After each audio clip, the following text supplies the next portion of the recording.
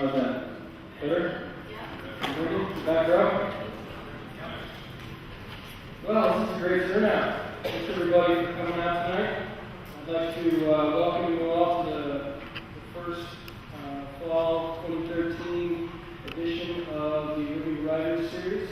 Tonight we have Sante Frazier. I would also like to thank Student Activities and the Student Government Association for supporting this series and making it happen. I'd like to thank all of you guys again for coming out. It's great to see the senior faces looking back at us. It's really nice. So, a member of the Cherokee Nation of Oklahoma, Sante Frazier earned a BFA from the Institute of American Indian Arts and an MFA from Syracuse University. His poems have appeared in American Poet, Narrative Magazine, Ontario Review, Plowshares, and other literary journals. His collection of poems, Dark 30, published in 2009, was published in the Suntrack series at the University of Arizona Press. Frazier's honors include the Fall 2009 Landing Residency Fellowship and the 2001 Truman Capote Scholarship from the Institute of American Indian Arts Creative Writing Program. And recently, actually, just as Sante showed up in town, we found out that he has won a fellowship from the Native Arts Foundation. So I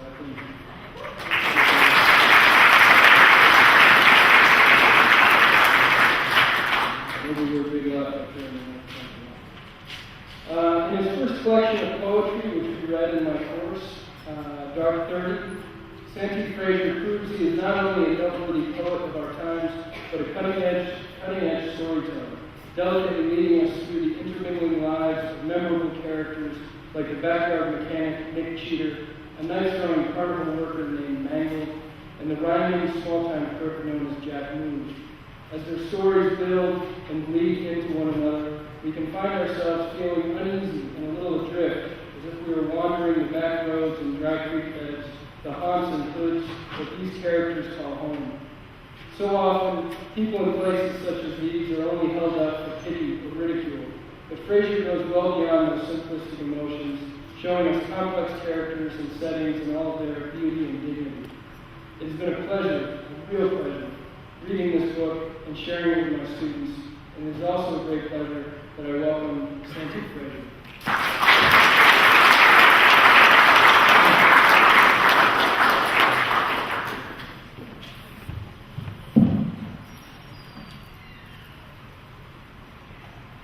Almost blinded, but I think I could tolerate the light. And so, thank you, Bill, for that introduction. It's always sort of surreal to hear someone say wonderful things about my poems. In fact, when composing a poem, I always feel a sense of despair, sort of not knowing where a poem will take me. And as most of you who have read, my work usually takes me to a dark and difficult place. So I always feel a sense of bewilderment when someone says something meaningful about my work. I'm always sort of, whenever I'm composing these things, I always feel like sort of ultra-violent or ultra sort of traumatic. And, to me, because I'm experiencing these things, I'm putting them on paper. And, I'm always wondering how those things come off or come across to a reader. And so I'm delighted to be here this evening, and I would like to take the time to humbly thank you all for attending tonight. It's an honor to be a part of SUNY Canton's Living Writers Series. And I also sort of wanted to thank Phil LaMarche again for making my journey up here from Syracuse a smooth one.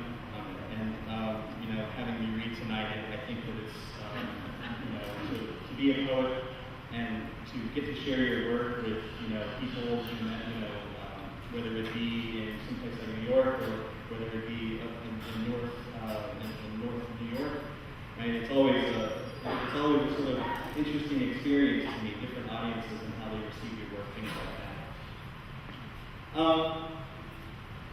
So, in a sense, I've never been this far up north in New York State, and as I drove here, it reminded me of where I grew up in eastern Oklahoma near the Arkansas border. Lots of trees, lots of rust-hued sort of leaves, the fall season, and lots of yellow, things like that, kind of reminded me of that driving up. As you probably gathered through the close reading of Dark 30, most of my poems are set in that landscape. So the first selection of poems I will read are based on experiences from my childhood an attempt to engage the psychology of a child. You will also notice that many of these images attempt to take into account the perspective of the child.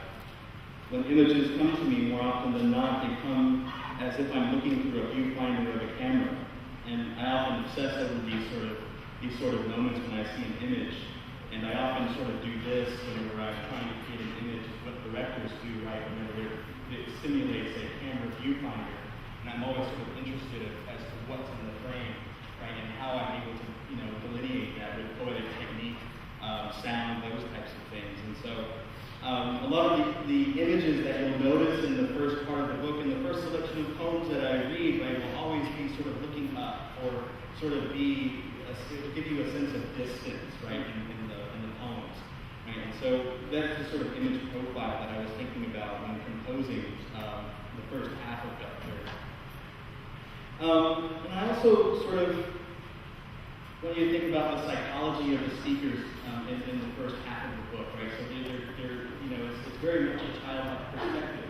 And so as you get older, right, when you're younger, you see everything by looking up, and a lot of the things don't make sense to you. A lot of these traumatic events don't make total sense, and so you're trying to reconcile that violence, right, that trauma that happened essentially to me. I'm trying to reconcile that through this sublime beauty, right, that a child sees that wonder. And then also later on in the reading, you'll notice that as the speaker, right, the speaker gets older, the image profile, the sound profile, those types of things change with the voice, right, keeping with sort of a sense of continuity with the psychology there. So the first poem I'd like to read is Root Juice, which works as a frontispiece to Dark 30. It sort of acts as a primer or lens introducing the people, language, and world of Dark 30. When the poem was new, it felt sort of like an anomaly. It didn't feel like it fit with my other poems in a way I thought was effective. But after a lot of reflection, I started to realize that the poem itself works sort of as a thesis for the entire book. It sort of prepares you, or it sort of works as a root system for all of the characters, the language, and the imagery that you'll be exposed to throughout the reading.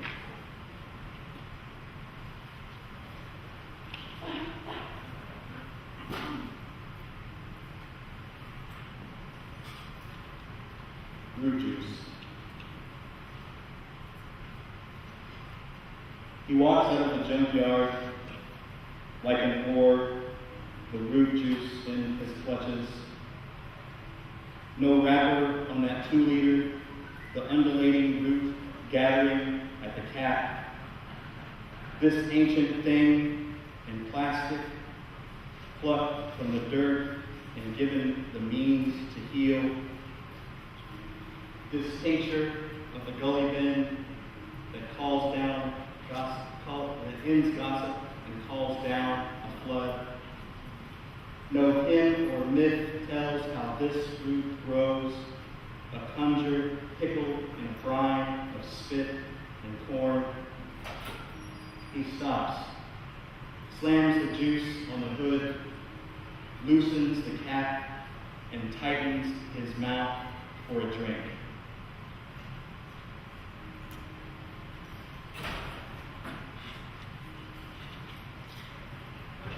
So this next poem, Mama's Word, comes to me from reading the poet Robert Hayden. I don't know if any of you are familiar with him, but if you're not and you love poetry, you should definitely read his work. This poem specifically was influenced by the poem Those Winter Sundays, which is one of his more popular poems. And oddly enough, after reading that poem, I began to draft this one, and I wrote this poem in a span of 15 minutes, and since then this is the original draft. I've never revised it. And so it's kind of sort of been, in a way, this poem is frozen in time as compared to the others. I constantly revise and I constantly create new drafts, but this one has stayed the same. Mama's Work. Mama took the coffee can between her wrist and hip and walked down Dry Creek Road. Her eyes line up, blush and lipstick, her Levi shorts cut above the thigh. And what it was to see those farmers cutting down wheat, side dancing Mama, barefoot and brown. Sometimes it's flour, sometimes it's money when she empties the can. Her work in the quiet corners of barns, on hay, on hot days when locusts launch themselves out of thickets. I stared down Dry Creek Road, looking for her wrist and hip, her splayed hair and small toes walking out of a home-colored dust.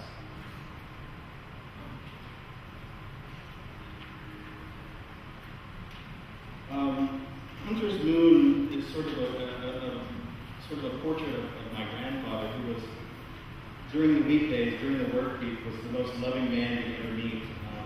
And essentially my father for the first 5 years of my life.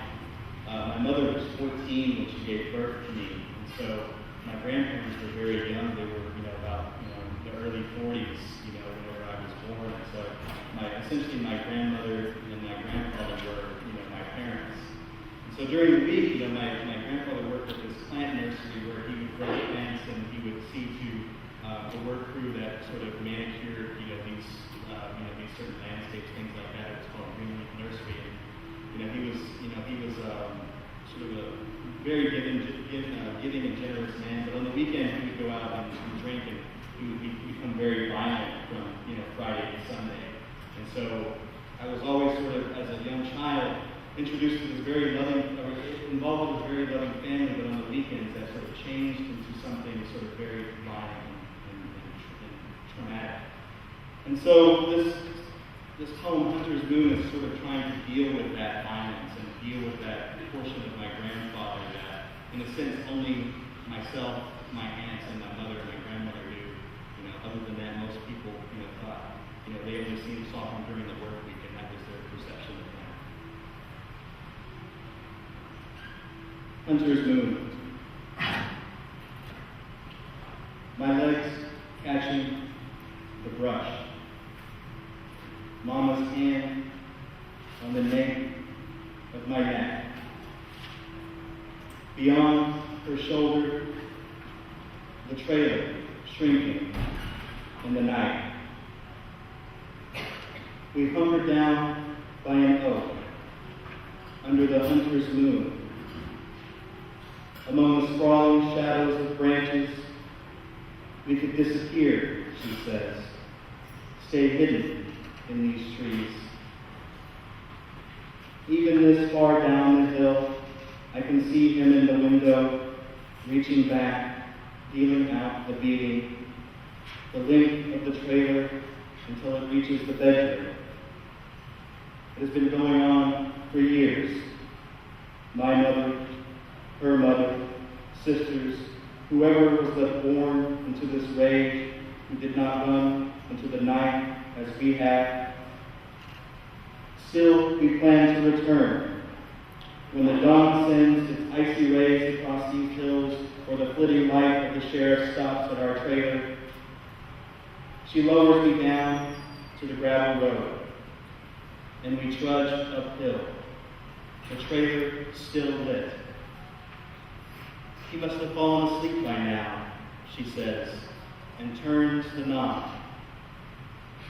My grandma and grandpa lying there naked, as if they'd been flung on the bed. When they wake, I will forget about eating. The next poem, Blue Top, is about a bar in Cookson, Oklahoma, which is a hill town. And this is about sort of a night when my mother had too much to drink and I drove her home. I think I was about maybe 10 or 11 years old, and it was about 30 miles to home. And I didn't know how to drive a car, and my legs couldn't reach the brakes. So I was kind of, whenever I was driving, I would kind of have to raise myself up on the steering wheel and then kind of shift. And so it took me about 3 hours to drive 30 miles that day. It was actually more fun than it sounds.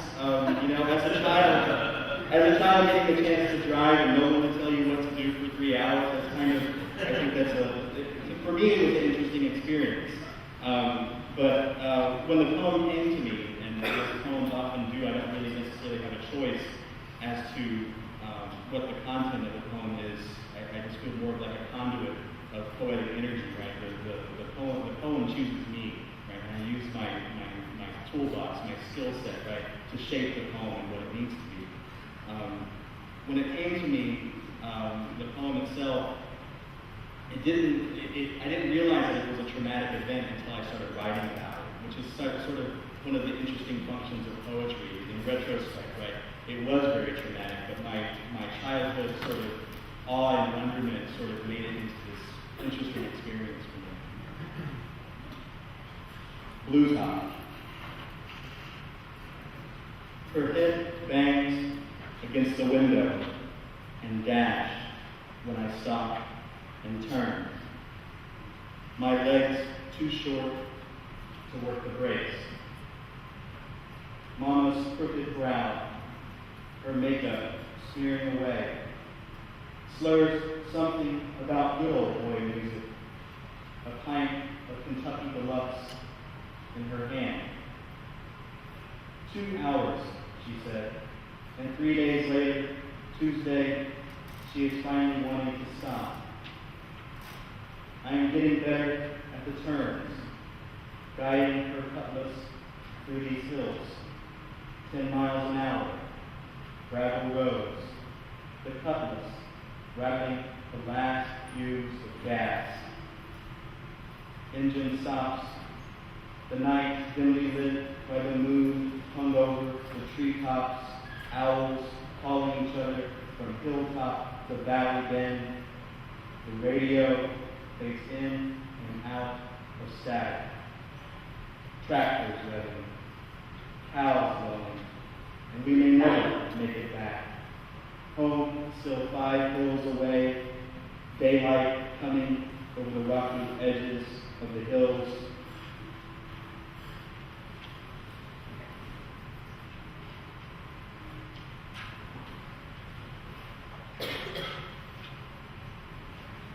So this next poem is about as my mother grew older and came of drinking age. She moved out of my grandma and grandpa's trailer, and lived out on her own for a while and took me with her. At the time, it was really traumatic for me to leave my grandparents that way because, again, they were my parents. My mom was more like my sister. But for some odd reason, she wanted to bring me with her, and she spent a lot of time out of the house. And so, ages of 5 to 6, sometimes she would leave for days, and I would be in an apartment by myself. She would leave me some sort of food or something like that. I would be by myself, essentially. And again, that sounds like a horrible experience, but also it was actually interesting for me because I would get to watch TV all day long, when there's something. I would be able to, sometimes, I think I had my first beer when I was 5 years old because no one was there to stop me and make a beer. For a kid, at the time it's not that bad. And that's part of writing these poems, right? Like these bad situations, but that's not really how it was, right? To maybe a reader that didn't experience those things, it might be traumatic. It might be traumatic, but when it's your own life, right? Abuse is not abuse. Abuse is in a sense a form of love, right? It just depends on how you interpret those moments. But again, as poetry revealed to me, it was more traumatic than I thought it was. One room of archery. I watched them moan and cringe, fastening themselves together on the queen-size bed that fills up most of our one-room apartment. Their bodies dank, rattling the bed. Old Milwaukee cans, tall, glinting, 5:13, 5:13 on the clock. I watched and watched. Passed out, sprawled on the bed, snoring. What sound could wake her? The crush of cans, slamming doors, fists on skin, the rattling bed. 5:13, 5:13, the sun came and went, snoring and snoring, their mouths bellowing steam, soot, fumes from their innards. I wait for her soft, round toes to stir, for her to wake and see me here on the couch, not knowing that I had seen her face riled, lit in the early morning sun as she arched her back, restless, 5:13, moaning herself to sleep, 5:13, gussying herself up, blow dryer in one hand, beer in the other. I search the cabinet and icebox, lick peanut butter from a knife, wild onions dank with mold unraveling at the bulb.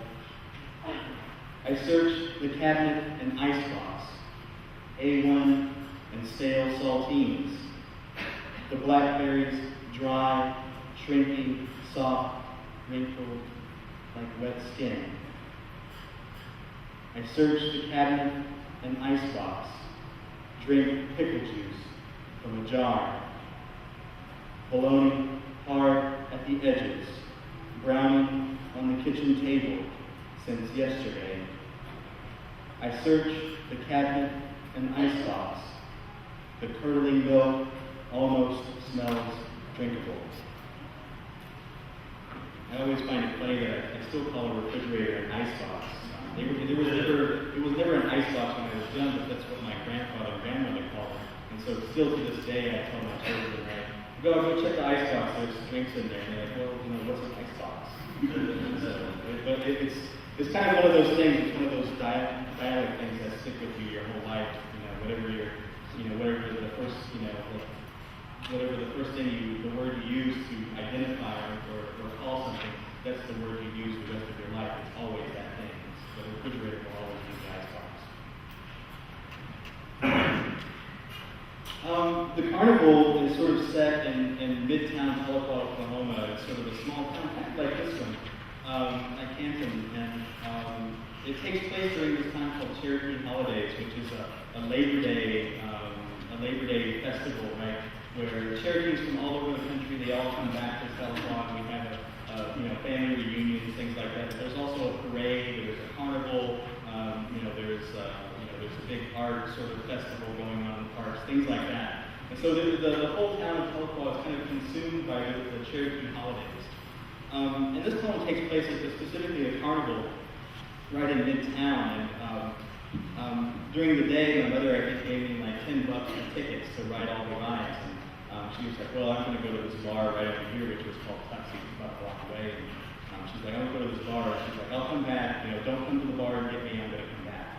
It's like, okay. She's like, I have $10. Get out of my face. I'm going to ride rides. I don't want to watch. Whatever it is you're going to do. And so, about an hour later, the $10 was gone. It was enough for maybe 4 or 5 rides. And so I ended up, hanging around the carnival waiting for her, and what ended up turning out to be all night until the morning. I think maybe I was 11 or 12 years old, but I remember just waiting there, and it was the last day of the Cherokee holidays, and again, this sort of poem came to me, and I didn't realize how much I knew, or how much I had observed those rides in the carnival, right? I remember the sounds, I remember all these things because I just sat there all night watching them and looking at them, envious of the people that could still afford to ride them. The carnival. I studied every ride on the midway, watched them groan, swirling light into blur. The Ferris wheel's last passengers pointing out from their seats to town's end. These monuments that have risen between the hills to be forgotten as the lights go out. Where was she in this hazy night, maybe half lit and red at the bar, leaning on a man, wedged between his thighs?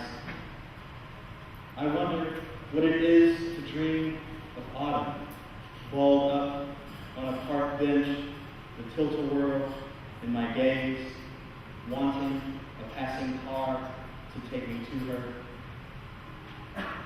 Among these monuments, I am too small to find my way to the sandbanks, where sometimes she takes a man, or sometimes I wander skipping stones while she errs in the back seat of a car or under a gun rack.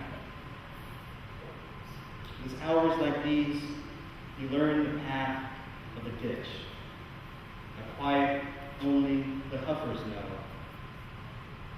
Day breaks, the carnies have loaded up the rides, heading out of town in a convoy, leaving nothing behind, not even the grass.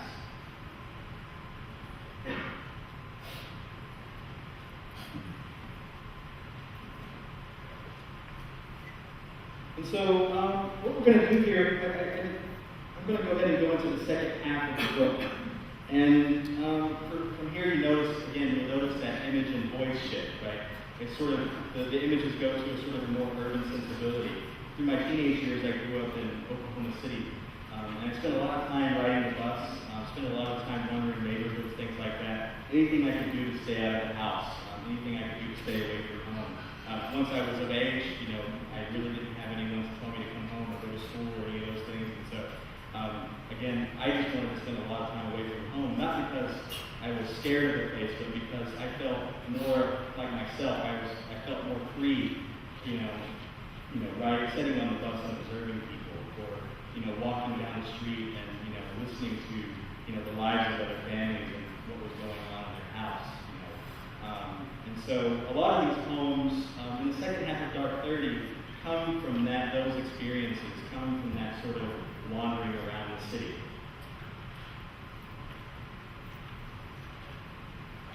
Firecracker. It should be noted also with this poem, it's a prose poem, and so each one of the sections, right, is one continuous line.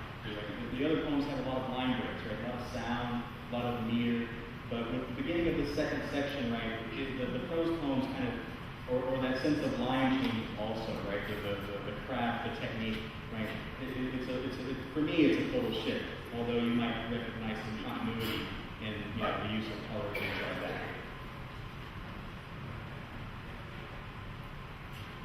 A row of listening kids stood under the pool lamp, gazing through the fence maze, as one of the witnesses, beer coolie in one hand, fly swatter in the other, reported to the cops that the guilty boys had scattered. I saw them, belly first, feet slapping the sidewalk, running through the breezeway. And when the cops, in their shiny tactical boots, knocked at my apartment, asking what I saw, I told them the kid's name was Paul, that he was dribbling down the breezeway when a grenade went off in his face, and that earlier in the day, over by the dumpster, the same boy was stuffing ladyfingers in a calico's mouth. Later that night, the blasters flared cassettes of the latest turntable mixes spun by Miguel from 7B, and those who could danced on the cardboard, locking their joints, contorting their bodies, until they broke into a fluid sequence of acrobatic movements. And it wasn't until after this poem was published in this collection that I realized that I made a mistake in this poem. Poems a lot of the times require a lot of research, and placing the M80 firecracker on my part was a mistake because it's too powerful. Right? It would be, if it blew up in someone's face, it would deform them and they would probably die. I should have said something smaller, right? But I liked the way that M80 sounded. Right? I didn't like M60 or I didn't like any of the other firecracker type of names, and so. But after, it's like one of the points of shame when I go through this book. It's like, oh, I made a mistake. And so a lot of times, if you have a savvy reader, a lot of the times they'll come and tell you after reading, that firecracker is way too powerful. It's happened to me before, so I just point out the mistake before you ask me about it.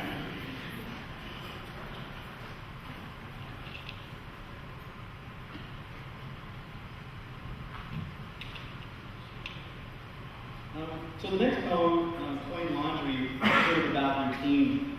I was sitting at a laundromat one day, and I noticed this woman, and she was, I don't know what her culture was or where she was from, but she had this amazing baby carrier. And when she strapped the infant to her, she did all of these really cool knots, and the baby was there, and it seemed like it was really, by hugging the baby like that with that apparatus, right? I didn't realize till later it puts the baby really close to the heart, right?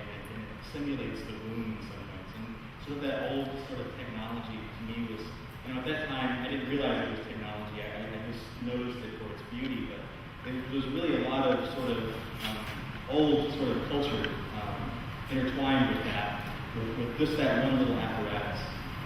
But that's kind of what sparked this poem, Coin Laundry. And it's also sort of, this poem is a model after one of Barry Levis's poems, and it's a book called Elegy, and it's the title called Elegy. But this sort of repeating refrain that he uses in his work, I tried to match that, I tried to copy that.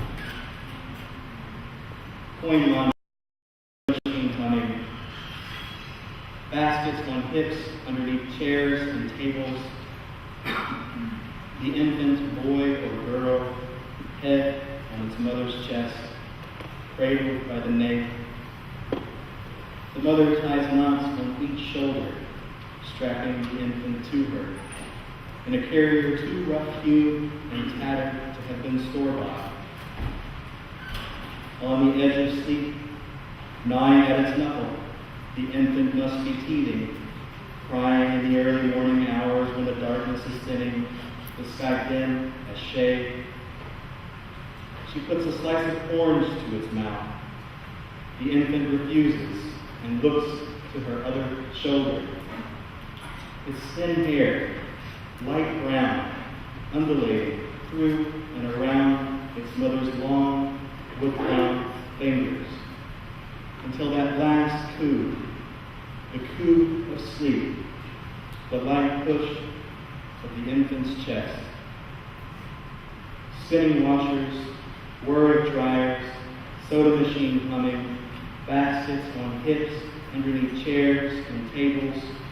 The infant, boy or girl, still sleeping, ear over the mother's heart, as if still in the womb, kicks once, twice. Pre-wash and spin. Wash and spin. Rinse and spin. The mother's hands in and out of washers, her pocket of quarters swaying with her hips as she wheels her clothes to the dryer. One hand on the nape, one hand on the cart. The clank of metal on metal, quarters dropping, the dryers revving to start. Spinning washers, whir of dryers, soda machine humming, baskets on hips underneath chairs and tables. The infant, boy or girl, stretching out its arms, balls its hands, gazes up at its mother's shoulder, tensing as she shifts the carrier higher on her chest and reoffers the orange. Its small mouth, sucking her finger in the orange as if there is no difference between them. Its mouth and her finger, its mouth and the orange. The mother swaying one leg to the other, grabbing a skirt, then folding. The infant still strapped to her, whimpering for the orange, hands pushing at her chest, her lean arms gently placing the clothes in a basket. One last shift of the carrier. She lines up the basket on her hips, with the other leans on the door, hand on the infant's nape, swings it open.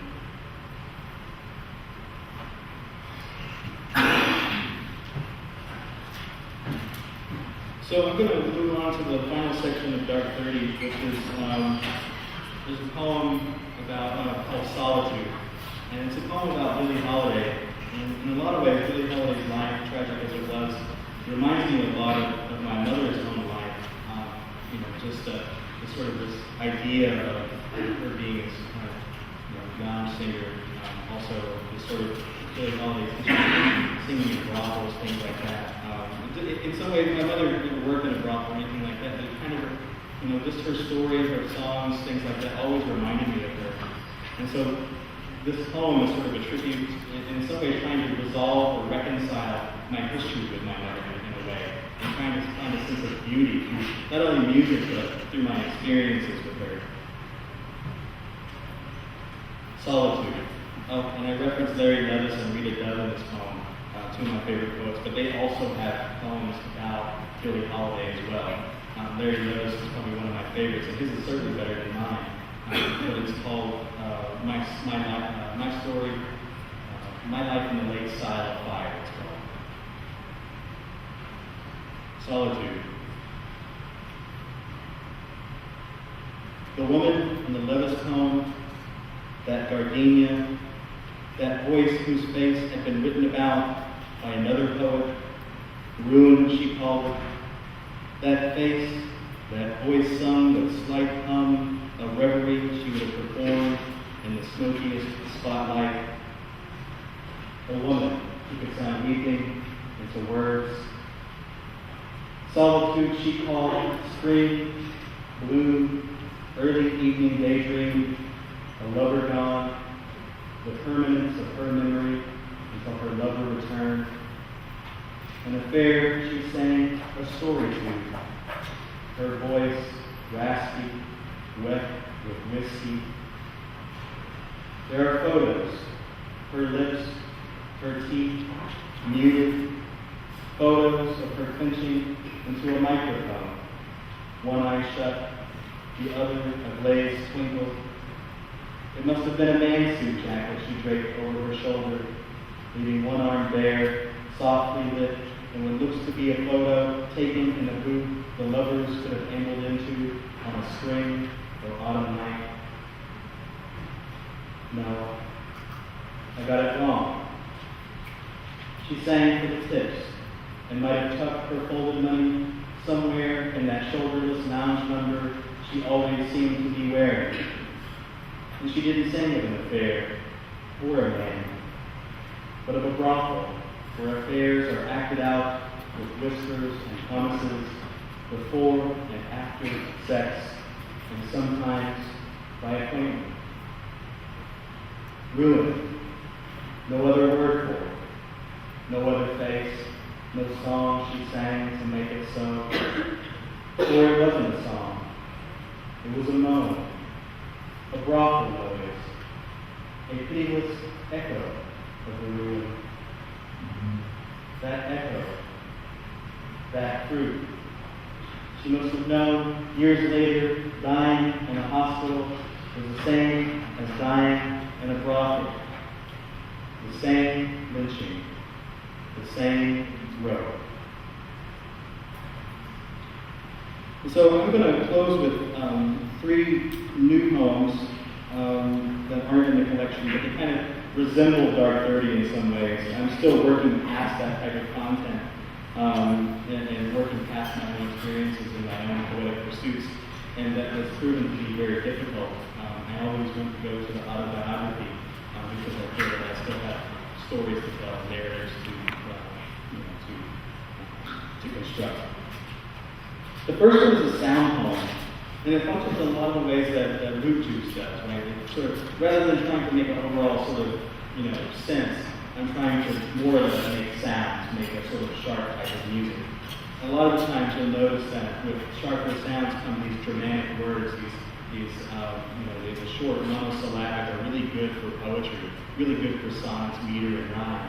As compared to like Latinate words which have suffixes, prefixes, and things like that, that are longer multisyllabic words are more or less good for extending rhythm, good for creating these sort of sublime type of images, right? And they also soften tone. And so this is a poem that I wanted to make sure that as a sound poem, I wanted to have those sharp sort of Germanic type of sounds. Pastoral. Stark is the wood stove in the dark. Its bulbous hole, a womb of popping embers. Simmering corn filling the house with a thick, nutty perfume. What sounds but guzzle of a pumped well, the gushing water against the metal. Stark is slowness, sighting of grass, chucking grain toward chickens, the low bark of hounds. Gnats, backlit by the sun, their flight pattern scattered in gold. Song of exoskeleton, zoom of the June bug's wings, lifting itself from the screen door and off into the damp night. Far away roar of tires, bucking jump in the truck bed. Slow sputter and buzz of a mower echo in the gully. The radio whispering a piano that vibrated gospel when it uttered.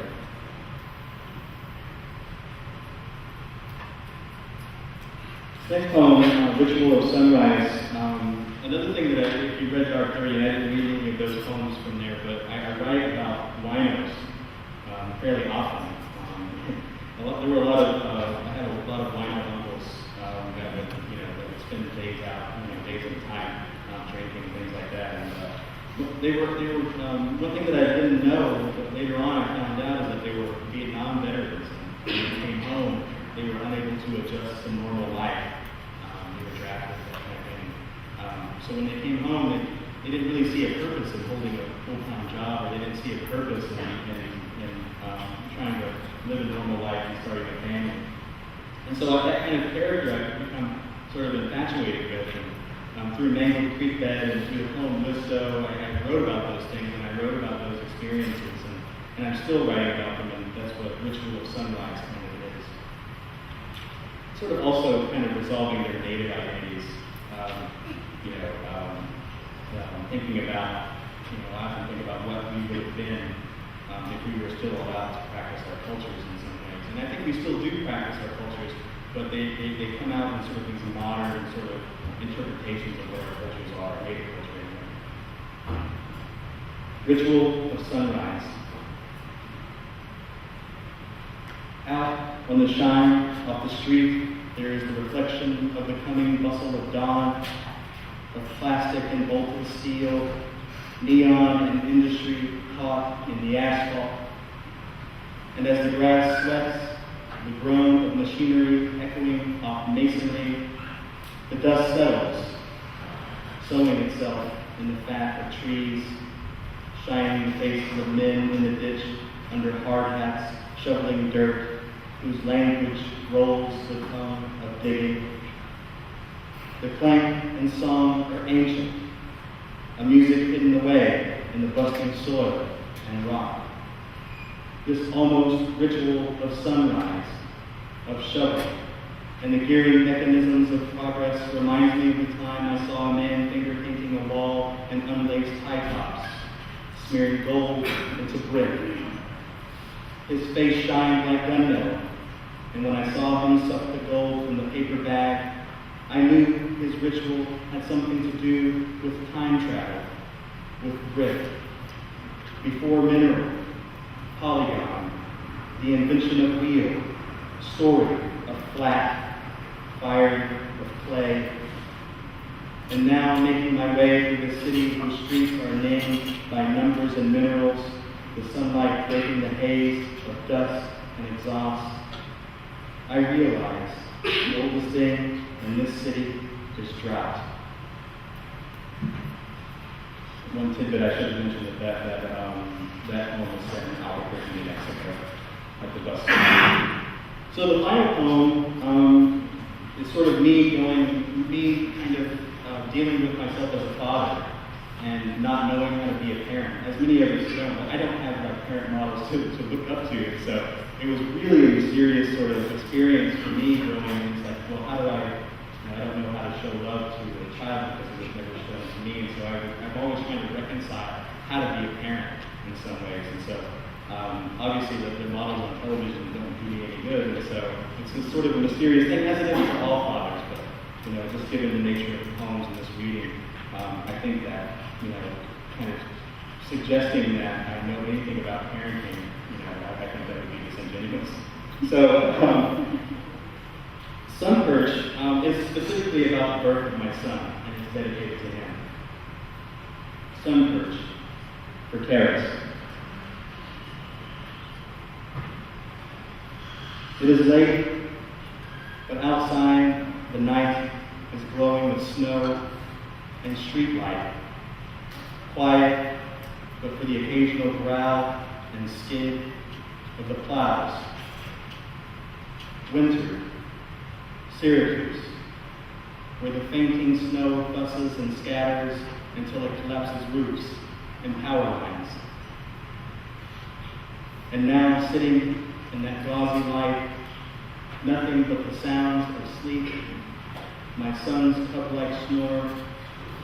I am reminded that most of my childhood was spent walking in another city, alone, a boy who knew nothing of evenings, only by the gradual blackening behind buildings, electric poles humming like insects from the street curb hearing the clink of dishes, chuckles of supper.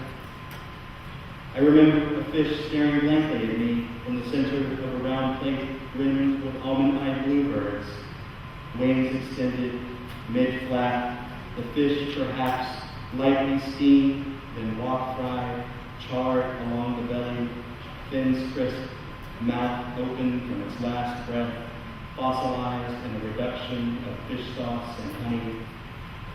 Next to the plate, a bowl of steamed rice. I sat at the table waiting, not knowing how to eat the fish or rice with chopsticks, smiling as best I could, while in Vietnamese, John explained to his parents how I lived 3 blocks away and that I'd been home alone for days.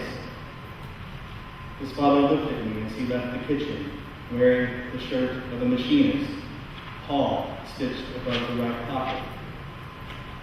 Later, I would learn he worked 3 jobs, and on his only day off, Sunday, after Mass, he would drive his family to some faraway lake outside the city, where they would reel in sun perch and net them both sides. As I sat at the table, the smells of cooking oil and aromatics fading, John translated with his mother, who asked me to spend the night, and I said, "No, thank you," smiled, and walked home to whatever misfortune awaited in that dark house, where the plumbing was empty, my bed a pallet of blankets on the living room floor. I said no, not out of shame, but because I wanted to lie down and remember how I used my fingers to scrape flesh off bones, skin tearing with it, and how I trembled when I was asked to eat the eyes, fins, and tail. I remember now how my wife once looked at me in the throes of labor, how she gripped my hand when the pain rushed up, and how through it all, behind the brown webbing of her pupils, there was gentleness. When our son finally came, he could not breathe. He was glued, motionless. I remember the midwife brushing him off, and minutes later, hearing a gasping bawl. I didn't know what I saw as my son shivered, hands gnarled, locked in cry, still blind from birth, breathing underneath a plastic dome. When I think of it now, the drive to that faraway lake, my first catch flopping in the boat, and later jerking the hook from its mouth, the perch must have been surprised at the sudden uselessness of its gills. And as I watched it gasp helplessly on the hull of the boat, I wished what all boys wished for, a way of remembering how air rushes from your body after being soft in the gut, to sit in the dark, alone, when street light is just enough for a boy to make shapes with his hands, a play made of light, light made of snow. Thank you.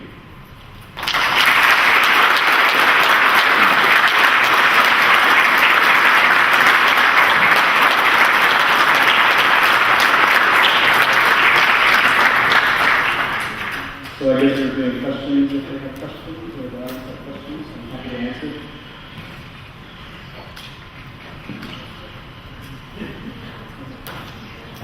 In the back, I'm making you run. In regards to your intention of writing the book, how did you want it to affect the reader? Hold on a minute.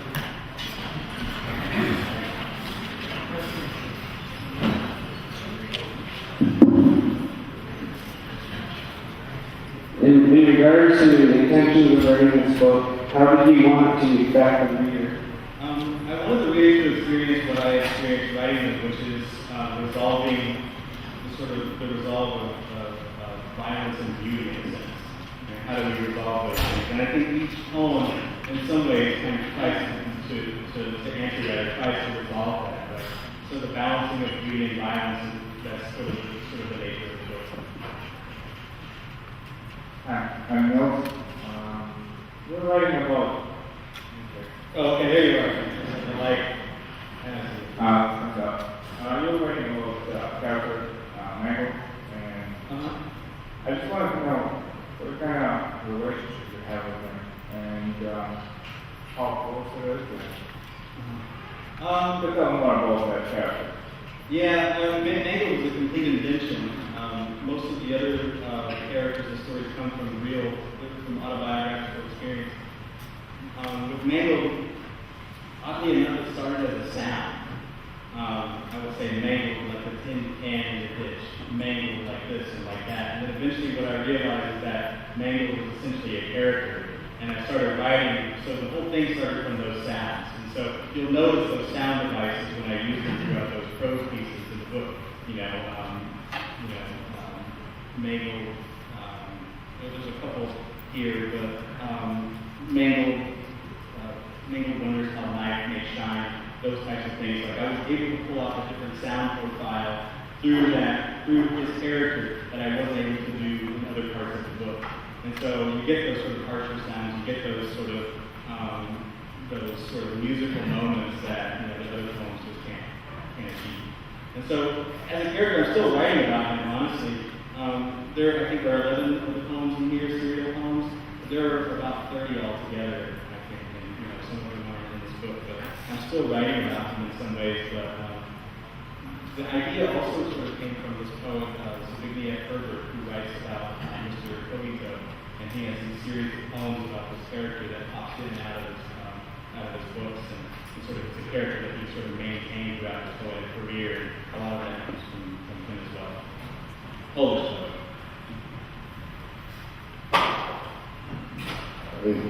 So in the whole poem overview, I was kind of confused. I wrote a question at you.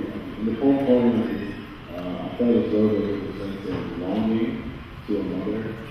Which poem? Poem overview. Oh. Yeah, like reading it, I felt like maybe the writer or whoever the narrator was this poem, like there was a sense of longing. So we could just I think that's the right. You're in the ballpark with that meaning. It's whenever you don't experience a mother in a normal way, right? Whenever you experience whenever you experience it for what it's supposed to be, you really notice it and it really stands out. And I think that's why I was able to recognize it in that poem. I didn't really think about having as longing for a mother as much as I knew that it was a moment of beauty that I wanted to write about. But at the same time, I can see how reading through the poems about the mother in the beginning, and then how, in some ways, that poem sets that relationship right. I can see that how that reading would emerge out of it. It wasn't my intention to do that when I constructed the poem. I was really trying to restore, just a beautiful, sublime moment. What do you use short story instead of poem? The difference, I think that. I think with a short story, with poems, there's not a lot of dialogue. I think that's one of the major differences. the speaker, the poems, all of my poems are kind of almost like monologues, and so there's no real dialogue there. It's sort of this pronouncement, the speaker that's bringing these experiences to the page. As compared to a short story, I think there are a lot of sort of narrative structures and a lot of dialogue, a lot of those other things that can be there. That a short story can sort of house, that form can house. But I also think that with good writing, right, no matter what form it takes, I think that there's always going to be, a sense of poetic sort of, there's always a poetic impulse in really good fiction. I think there's always a poetic impulse in really good nonfiction, essay writing, things like that. There's just an attention to language, I think, that all writers sort of share, and I think that leads into all of the genres. And so in some cases, right, there won't be much difference between, let's say, an essay and a poem, or a short story and a poem because of the style in which they're written. But I think that might be a better question for Phil. For me, I don't really dabble in short stories too much, and so I can be kind of In the dialect, Joe's lunch, Chauncey, is that something you do up around a lot? Yeah, all of my family were fluent Cherokee speakers, and English was their second language.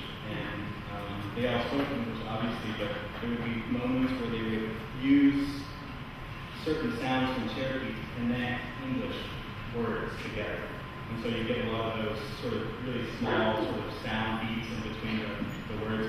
And so a lot of the times, right, that's sort of, to me, when I hear that dialect, it's a Cherokee sort of hybrid English in some ways. And so I try to capture that on the page, but it just depends on what your ear is, what your experiences are with language. So if you've never heard Cherokee spoken, then it might not resonate with you as much. It might be more, if you've heard, people in the South, talk or anything like that, maybe that would resonate with you that way. But in general, though, it comes from, my direct experiences with the Cherokee English language. My mother would start a sentence in English and then she would finish it in Cherokee sometimes. And so that was an interesting dialogue. Connecting those two seemingly contrasting sounds together was an interesting sort of experiment in language. And so that's why I wrote those. Other questions?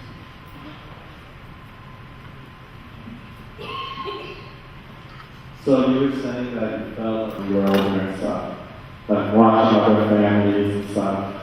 I never really thought it would be poetry. When I went to art school, I had every intention of not writing poetry. I wanted to be a photographer, and I ended up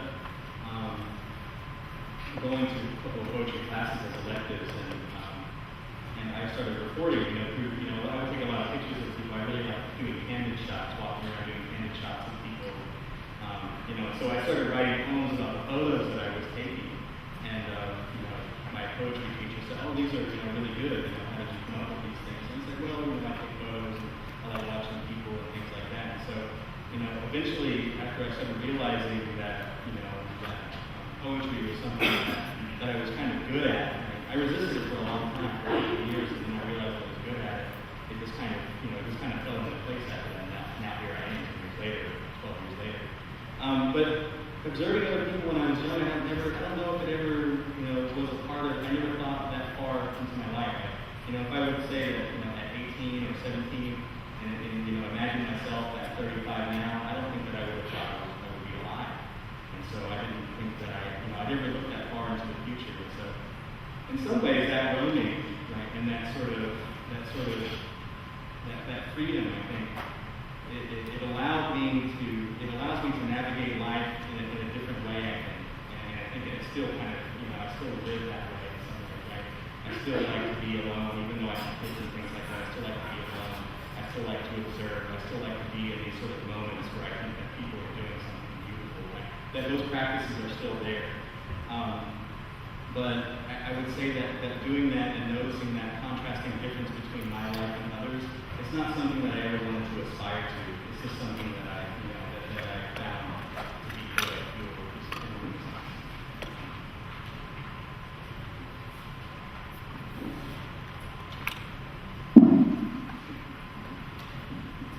I think I can set this out correctly so they understand it. In mentioned too, you had said that you wrote out these characters specifically because they're not normally depicted in poetry. By that, did you mean Native Americans, or did you mean alcoholics, the carnies, abusive people, or do you mean both? I think I mean all of the same. I don't really make a lot of racial distinctions in the poems as much, and I do that on purpose because I think there are a lot of similarities. There are a lot of cultural similarities between natives and other minority groups, and I didn't want to make those political distinctions. I didn't want it to be a political book in that way. I didn't want to say that I'm producing a Native American experience, right? And so I wanted the poems to resonate with other people that might have similar experiences as well. And so I think a lot of times and I'll probably get in trouble for saying this, but I think what a lot of times Native American poetry does, and Native American literature does, is it excludes rather than includes people in those experiences by saying, this is a Native experience, therefore you can't have that experience, only I can. And so I wanted the interactivity of, the audience to interact with these poems in a more honest way, rather than a lot of political terminology that would sort of racialize the characters and racialize the people in poems. You actually answered the second part of my question, because that's, I felt a connection, but I didn't know if that's what you intended for everybody, had that connection just specifically Native American. Yeah, especially in Oklahoma City too, there's a lot of different types of people and things, so a lot of those images and things like that, I don't discriminate when I'm writing poetry. I don't discriminate from one group to the next. I try to, I look for specific moments and try to capture them, but I don't like to, again, I don't like to add racial politics to my work. I want to thank you for coming up here to go to New York for your show. I noticed that the poems you picked, none of them were the character sketches that had that voice that Danny Taylor's. Are you comfortable with seeking those parts, or is that more a written aspect? To me, those feel more like it's a reader it's for the reader to interact with those on the page. Whenever I can read them. It always feels like vaudeville, or it always feels more comical, and I feel like that while I think that they're effective on the page when I read them, it goes into a level of performance poetry that I'm not comfortable with. I've read them before out loud to an audience, but afterwards I was completely embarrassed. Even though the audience, I think the audience liked it, but I was completely embarrassed by how I sounded. And so, in the readings that I do, I try to do the more sublime, sort of beautiful type of moments, and it's just for the audience to say. Even with the sort of uber violent poems, right, the pickaxe, things like that, I don't often read those, in public like that. I try to use the sort of the notion that in a film, right, and you're watching a film, there's acts of violence.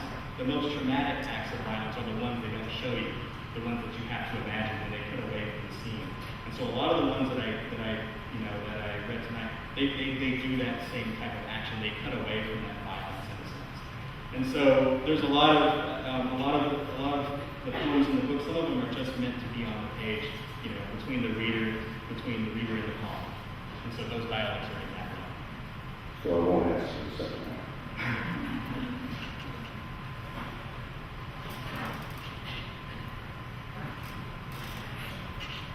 Because of your rough childhood, how were you able to incorporate your hardship into literature instead of lashing out and rebelling as a teen or adult? It was something I was ashamed of for a long time. When I started finding poetry, I wanted to write all these sort of philosophical poems that, these large conceptual poems, language poems, anything that I could do that would not write about my own life. And what I found out was, once I started to engage it, and I started to write about it, it was extremely, and this is a cliche, but it was extremely therapeutic. There's a lot of self-healing that goes on whenever you face yourself on a page like that. And I think that after I took that route, after I wrote Mama's work and I started dealing with some of those issues that I had, it actually freed me from it in a lot of ways. And that they're more, to me, those experiences are more works of art now than than things that actually happened to me. And it's weird how poetry did that. And I think that as poems come to me, right, as as, again, as a conduit of that type of energy. As they come to me, it's a part of my subconscious telling me that I need to resolve these certain things, about my life, things like that. And so I write toward that. And so, first, I didn't want to, and I was getting in a lot of trouble, when I was 18, 20 years old, it took me, having my son to realize, that I should embrace where I come from, but also try to make something out of it, at least, those experiences. And so it's been been a learning experience for me. But now that those experiences are so far behind me now, they're so sort of, and they're permanent now that they're published, right? I don't feel that they're a part of me in the same way. Right? I'm not in anguish over these things anymore.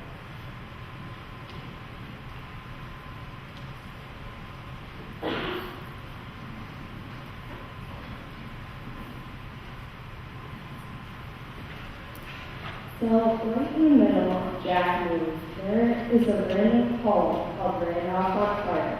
And once I read it, I started laughing because it just didn't match up with any of the other poems. And I was wondering what influenced you to write such a poem?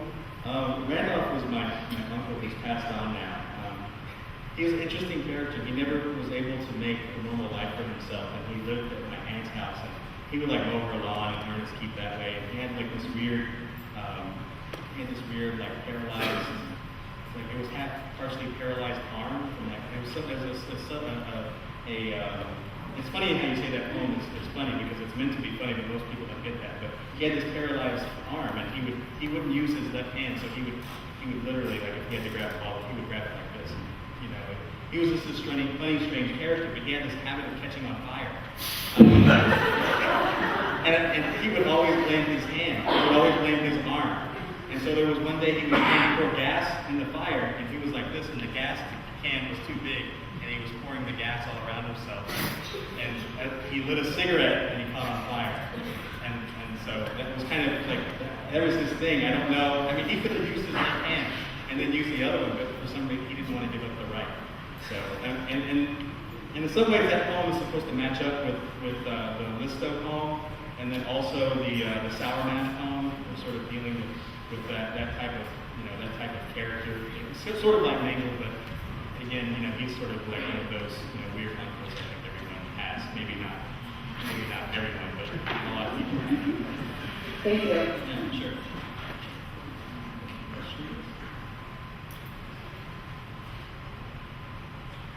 Thank you so much. It's been great.